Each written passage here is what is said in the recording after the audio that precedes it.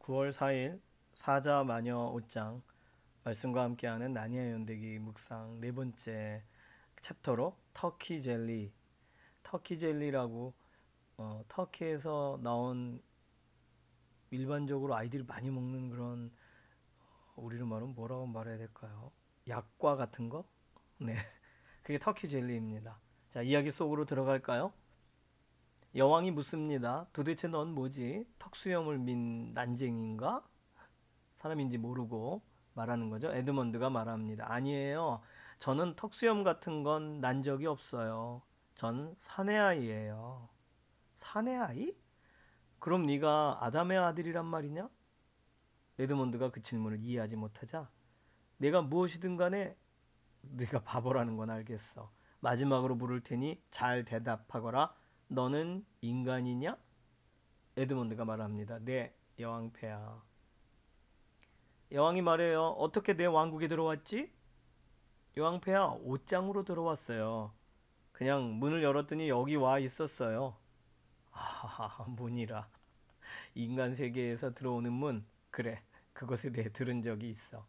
어쩌면 그게 모든 것을 파괴시켜 버릴지도 모르지. 하지만 한 놈뿐이잖아. 그 정도야 쉽게 처리할 수 있지. 여왕은 에드먼드를 이글이글거리는 눈으로 내려보며 마법의 지팡이를 치켜들었다가 갑자기 마음을 바꾼 듯이 말투가 달라지더니만 쯧쯧 가엾은 녀석 몹시 추워 보이는구나. 얼른 내 옆에 앉으렴. 내 망토를 걸쳐줄 테니 서로 얘기를 나누자꾸나. 돌변한 여왕의 태도가 석연찮지만 싫다고 할 어떤 엄두가 나지 않아서 여왕의 썰매에 앉아 망토를 두르게 됩니다. 에드먼드에게 말하죠. 여왕이 뭐 따뜻한 것 좀 마시겠니? 어때? 여왕은 짐꾸러미에서 구리로 만든 작은 병을 꺼내 팔을 뻗어 썰매박 눈길 위에 한 방울 떨어뜨립니다. 그런데 한 방울 떨어뜨린 그 물방울이 공중에서 보석처럼 빛나면서 갑자기 김이 모락모락한 보석컵이 나타납니다. 난쟁이는 얼른 그 컵을 집어들어서 썩 좋지 않은 표정으로 에드먼드에게 건네줍니다. 그런데 그 컵 안에 달콤하고 거품 크림이 듬뿍 든 뜨거운 음료가 들어있었습니다. 에드먼드는 금세 발끝까지 몸이 따뜻해져요. 그걸 마시는 표정을 난쟁이가 보고는 썩 좋지 않아 보는데 말이죠. 여왕이 말합니다. 예, 아담의 아들아, 먹을 것도 없이 마시기만 하면 재미없지. 뭐가 제일 먹고 싶니? 에드먼드가 말합니다. 터키 젤리요, 여왕폐하. 병에 든 것을 또 한 방울 눈 위에 떨어뜨리자 곧 초록색 비단 리본으로 묶인 동그란 상자가 나타났습니다. 상자를 열어보니 몇 킬로그램은 나갈 최고급 터키 젤리가 들어있었습니다. 젤리는 아주 달콤했고 한가운데까지 말랑말랑했으며 이렇게 맛있는 젤리는 난생 처음이었습니다. 에드먼드가 맛있게 먹는 동안 여왕은 계속 질문을 합니다. 그런데 그 질문의 내용 처음에는 에드먼드도 입안에 먹을 것을 잔뜩 넣은 채 뭔가를 답변하는 것이 버릇없다는 생각이 들었지만 워낙에 터키 젤리가 맛있다 보니까 다 생각을 잊어버리고 오로지 터키 젤리를 뱃속에 집어넣기에 바쁘고 그냥 막 말을 합니다. 예를 들어 루시가 만났다는 파우누스 이야기 또 여기 형제들이 같이 왔다는 얘기 뭐 이런 여러 얘기들을 막 얘기합니다. 먹을수록 터키 젤리는 자꾸자꾸 먹고 싶어졌습니다. 그래서 여왕이 왜 저렇게 꼬치꼬치 캐묻는지 의심해보지도 않고 그냥 묻는 대로 답변을 합니다. 여왕이 말합니다. 확실해? 모두 4명이라는 거? 아담의 아들 둘과 이브의 딸 둘, 더 많지도 적지도 않단 말이지? 네, 아까 말했잖아요. 여왕은 여왕폐하라고 부르는 것을 에드먼드가 깜빡했는데도 더 이상 신경도 쓰지 않는 것 같습니다. 드디어 터키 젤리가 바닥이 났습니다. 에드먼드는 빈 상자를 뚫어지게 바라보면서 여왕이 혹시 더 먹고 싶냐 물어주길 바랐습니다. 그런데 여왕은 그런 말을 하지 않네요. 대신 이렇게 말합니다. 아담의 아들아, 너의 형과 누이들을 몹시 보고 싶거나 가서 형제들을 데려오겠니? 에드먼드는 빈 상자를 빤히 쳐다보면서 그러죠 뭐 답변합니다. 여왕이 말합니다. 형제들을 데리고 다시 오면 터키 젤리를 더 많이 주마. 지금은 더 이상 줄 수가 없구나. 마법이란 딱 한 번밖에 부릴 수가 없거든. 내 집에서는 다르지만 말이야. 에드먼드가 말해요. 지금은 그 집에 못 가나요? 여왕이 말합니다. 우리 집은 무척 아름답지. 너도 반드시 좋아할 거야. 방마다 터키 젤리로 가득가득하단다. 게다가 우리 집에는 아이들이 없어요. 나는 왕자로 키울 만한 훌륭한 사내 아이가 있었으면 했는데 내가 세상을 떠나면 나니아의 왕이 될 사내 아이 말이야. 왕자가 되면 금관을 쓰고 하루 종일 터키 젤리를 먹을 수가 있지. 너만큼 똑똑하고 잘생긴 아이는 처음이란다. 언제든 형제들을 데리고 날 찾아오면 너를 왕자로 삼고 싶구나. 지금은 안 되나요? 지금 널 데리고 가면 네 형제들을 못 볼 것 아니니. 난 아름다운 네 형제들을 꼭 보고 싶구나. 너는 왕자가 될 거야. 나중에는 왕이 될 거고. 그래서 그러는 거란다. 내 밑으로 신하와 귀족들도 좀 있어야 되지 않겠니? 네 형과 누이들을 공작으로 만들어 줄게. 에드먼드가 말해요. 걔들은 별 볼일 없는 애들이에요. 그리고 다음에 얼마든지 데려올 수 있잖아요. 터키 젤리가 먹고 싶어서 그러는 거겠죠. 여왕이 말합니다. 하지만 일단 우리 집에 들어가면 너는 형제들을 까맣게 잊어버릴 거야. 너무 즐거워서 형제들을 데리러 가는 일이 귀찮아질 거라고. 그러니까 안 돼. 지금 당장 돌아가서 나중에 형제들과 함께 와라. 알겠지? 그 애들 없이는 올 필요도 없어요. 에드먼드가 말합니다. 하지만 집으로 돌아가는 길도 모르는걸요? 여왕은 마법의 지팡이로 한쪽을 가리킵니다. 그곳에는 가로등이 서 있었습니다. 여왕이 말합니다. 곧장 가거라. 저 너머에 있는 인간 세계로 통하는 길이 있단다. 자, 이제 다른 길을 보렴 반대편을 보여줘요. 나무들 너머로 솟아있는 작은 언덕 두 개가 보이지? 우리 집은 저 두 언덕 사이에 있단다. 왼쪽에 그림을 보실까요? 다음에 올 때에는 가로등을 찾은 다음에 저 두 언덕을 찾거라. 그리고 우리 집이 나올 때까지 계속 숲을 걸으면 돼. 명심해. 형제들을 꼭 데려와야 한다. 너 혼자 오면 안 돼. 에드먼드가 말해요. 최선을 다할게요. 여왕이 말합니다. 그런데 다른 사람들한테는 오늘 내가 한 이 말을 할 필요는 없어. 우리 둘만의 비밀로 하면 더 재미가 있을 거야. 안 그래? 다들 깜짝 놀라게 해주자꾸나. 그냥 형제들을 데리고 언덕으로 오는 거야. 너같이 똑똑한 아이라면 둘러댈 말쯤은 쉽게 생각해낼 수 있겠지. 우리 집까지만 오면 그냥 여기 누가 사는지 보자 이렇게라든가 뭐 이런 말을 하면 될 거야. 그래, 그게 좋겠군. 네 여동생이 파우누스를 만났다니까 어쩌면 나에 대해 이상한 얘기를 들었을지도 몰라. 잔뜩 겁을 집어먹고 나한테 오지 못하게 하는 불쾌한 얘기들 말이지. 에드문드가 여왕의 말을 불쑥 자르면서 말합니다. 부탁이에요. 집에 가는 길에 터키 젤리 하나만 더 먹을 수 없나요? 여왕은 웃습니다. 깔깔깔깔거리며 안 돼, 안 돼. 다음에 만나면 줄게. 썰매를 모는 난쟁이에게 어서 가라고 손짓합니다. 다음에 주마. 잊지 마. 빨리 데려와야 된다. 에드먼드는 썰매가 더 이상 보이지 않을 때까지 물끄러미 바라봤습니다. 그때 누군가 자기 이름을 불러서 주위를 둘러보니 다른 숲속에서 루시가 나타나 이쪽으로 오고 있었습니다. 에드먼드 오빠도 왔구나. 여기 정말 놀라운 곳이지. 에드먼드가 말합니다. 그래, 네가 옳았어. 그게 마법의 옷장이라는 것도 알았어. 사과할게. 그런데 대체 지금까지 어디 있었던 거야? 사방으로 널 찾았단 말이야. 루시는 너무나 기쁘고 들뜬 나머지 에드먼드의 말투가 퉁명스러워지고 터키 젤리로 인해서 얼굴이 빨갛게 달아올라 이상해진 걸 눈치를 못 채면서 오빠가 올 줄 알았으면 기다렸을 텐데 파우누스인 툼누스 씨랑 같이 점심 먹었어. 툼누스 씨는 아주 잘 지냈대. 하얀 마녀가 아무 짓도 안 했다는 거야. 아직까지 마녀가 아무것도 모르는 것 같대. 어쩌면 모든 일이 잘 풀릴 것 같다고 했어. 에드먼드가 말합니다. 하얀 마녀? 하얀 마녀가 누구야? 아주 끔찍한 사람이야. 여왕 자격이 전혀 없는데도 스스로 나니아의 여왕이라 부른대. 모든 파우누스, 나무의 요정 드리아스, 물의 요정 나에야스, 난쟁이 동물들 착한 모든 이들이 너나 없이 그 여자를 몹시 싫어한대. 마녀는 모두를 돌로 변하게 하고 온갖 무시무시한 짓을 할 수 있대.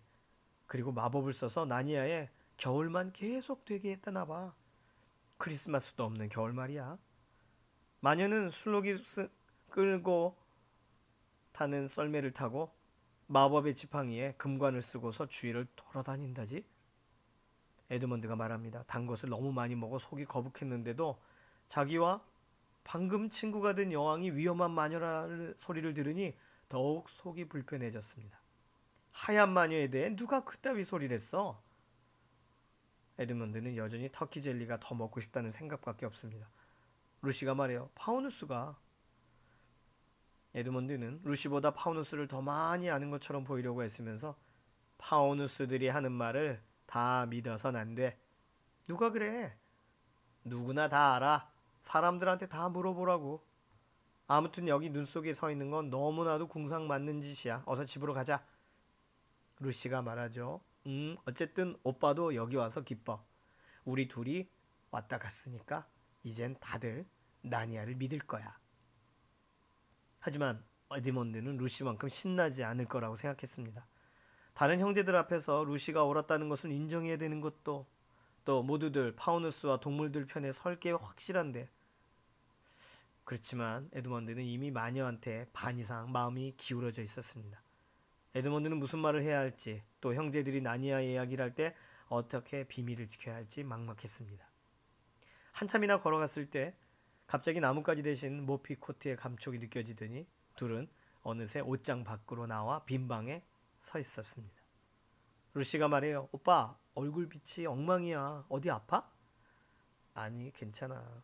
하지만 에드먼드의 말은 사실이 아니었습니다. 사실 배가 몹시 아팠습니다. 오빠 어서 언니랑 큰오빠를 찾자. 할 얘기가 많잖아. 우리가 다 같이 가면 굉장한 모험을 할 거야. 오늘 이야기가 좀 길었죠. 오늘 이야기는 에드먼드가 이제 거짓말을 시작하는 내용이 연결되어지겠습니다. 오늘 이야기 속에서 찾아낸 보물은요. 싸늘하고 섬뜩한 분위기의 하얀 마녀가 에드먼드에게 형제가 있다는 말을 듣고는 갑자기 태도를 바꿉니다. 그것은 아담의 두 아들과 이브의 두 딸이 네 개의 왕좌에 앉는 날 하얀 마녀의 통치가 끝나고 마녀의 목숨도 끝난다는 예언 때문입니다. 하얀 마녀는 에드먼드와 형제들을 유인해서 모조리 잡아 가둘 생각이었습니다. 여왕은 아주 달콤한 음료와 터키 젤리를 주면서 여러 가지 좋은 말로 에드먼드를 유혹합니다. 오늘 우리 눈과 입을 유혹하는 화려하고 달콤한 것들이 있죠. 조심해야 되죠. 그것은 사탄이 자신의 의도를 숨기고 우리를 속이기 위한 도구인 경우가 많습니다. 그래서 성경은 이렇게 말해요. 요한일서 3장 7절은 자녀된 여러분들 아무에게도 미혹을 당하지 마십시오. 고린도후서 11장 14절에서 15절은 사탄도 빛의 천사로 가장합니다. 사탄의 일꾼들은 의의 일꾼으로 가장합니다. 베드로후서 2장 18절은 그들은 사람들을 육체의 방종한 정욕으로 유혹합니다. 로마서 16장 18절은 그럴듯한 말과 아첨하는 말로 순진한 사람들의 마음을 속이는 것입니다. 사탄이 하는 일에 대한 설명이 성경에 다양하게 기록되어 있어요. 주로 가장하거나 미혹하거나 유혹하거나 속이는 거죠. 에드먼드의 탐욕은 판단력을 마비시켰습니다. 먹으면 먹을수록 자꾸만 더 먹고 싶어지는 터키 젤리를 입속에 집어넣느라 그는 마녀의 모든 질문에 아무 의심 없이 대답합니다. 또한 마법의 터키 젤리에는 중독성이 있었습니다. 에드먼드에게는 오직 달콤한 터키 젤리를 더 먹고 싶다는 마음 외에는 그 어떤 것도 중요하지 않았습니다. 잠언 23장 1절에서 3절까지 꼭 본문을 읽어보시기를 바랍니다. 되게 중요해요. 자, 진정한 기쁨은 무엇일까? 이번 이 챕터에서 크리스틴 디치필드는 해설을 하면서 진정한 기쁨이란 주제를 가지고 아니면 내 안에 있는 다른 야망과 어떤 기대로 이게 기쁜 거야 라고 자기 자신이 속아 넘어갈 때가 있죠. 그러나 진짜 기쁨은 뭐죠? 에드먼드가 정직해지는 걸 거예요. 진정한 기쁨에 관련된 성경 구절은 이사야 61장 10절, 시편 37편 4절, 스바냐 3장 17절 꼭 읽어보시기 바랍니다. 자, 목장 나눔의 내용인데요. 우리 삶 속에 이 보물을 간직해야겠죠. 첫 번째 질문은 달콤한 모습으로 다가와 오늘의 나를 중독시키는 터키 젤리와 같은 것이 있다면 그것은 무엇인가요? 우리 삶에서 좀 돌아보겠습니다. 자, 그것으로 인해 나의 생각이 무감각해지고 무신경해진다면 주로 삶의 어떤 영역이 그렇게 무뎌졌었는지 한번 우리 삶을 돌아보면서 서로 얘기해 보실까요? 두 번째 질문은 성경은 우리에게 어떻게 유혹과 시험에 대처해야 한다고 말하고 있는지 야고보서 4장 7절을 찾아서 읽어 서로 답을 해보시기를 바랍니다. 세 번째 질문은 터키 젤리는 완벽하게 에드먼드를 사로잡았죠. 마법의 젤리를 다시 먹고 싶다는 욕망 때문에 결국 마지막에 그들이 형제자매를 배신하게 될 것입니다. 에드먼드가 형제자매를 배신하게 될 거예요. 시험에 들 때 우리에게는 연쇄 효과가 일어납니다. 무언가에 사로잡히면 거기에 집착하는 것, 지혜와 판단력을 잃어버리는 것, 해야 하는 일들을 무시하는 것. 그 사슬을 끊어버리지 못하면 계속 악순환이 진행이 됩니다. 악순환, 즉 죄란 결국 우리를 하나님으로부터 갈라놓는 거죠. 자, 마지막 질문은 야고보서 1장 14절에서 15절을 읽으시고 이 악순환의 이유가 무엇인지를 찾아보시고요. 베드로전서 5장 8절에서 9절을 읽고 이 악순환을 해결할 방법을 성경에서 뭐라고 말하고 있는지를 찾으시고 서로 나누시면 되겠습니다. 위의 내용들을 서로 나누신 다음 서로를 위해 기도하고 모임을 맺습니다. 자, 이번 한 주간도 오늘의 이 주제와 연관돼서 우리 목장 식구들은 좀 축복하는 기도가 필요하겠어요. 하나님이 오늘 이러한 초점을 바로 한 우리들을 통해 새로운 한 주간을 살아가게 하실 테니까 말입니다. 9월 11일 추석 기간이지만 영상 자료는 올려드립니다.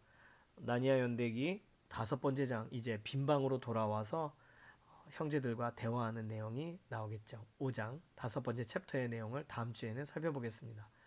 터키 젤리 궁금하실 것 같아서 영화에 있는 컷 에드먼드가 막 터키 젤리를 막 먹방을 하는 장면을 지금 사진으로 띄워드렸습니다. 너무너무 달겠죠. 근데 모르겠어요. 한번 드셔보신 분들은 이게 꼭 터키 아이스크림 쫀득쫀득하는 것처럼 그런 쫀득쫀득한 먹고 싶네요. 예, 터키 젤리. 예, 나중에 예, 네, 어쨌든 예, 터키 젤리 관련돼서 또 좋은 지식이 있으시면 또 함께 나눠주시면 더 감사하겠습니다. 기도하겠습니다. 살아계신 하나님 감사합니다. 오늘 내가 원하고 내가 기대하는 것에 매몰된 한 아이의 이야기를 통해 어떻게 우리의 삶 가운데 속임이 들어오고 어떻게 우리에게 원본이 아닌 모조품이 들어오게 되는가를 보게 되었습니다. 하나님, 우리의 삶에 오늘도 파수꾼을 세워주셔서 하나님이 우리 마음 가운데 명확하게 세우신 말씀이 흔들리지 않도록 어떠한 것으로도 속아 넘어가지 않도록 우리의 마음을 지키고 보호하여 주시옵소서. 감사드리며 살아계신 예수님의 이름으로 기도드립니다. 아멘. 수고 많이 하셨습니다. 감사합니다.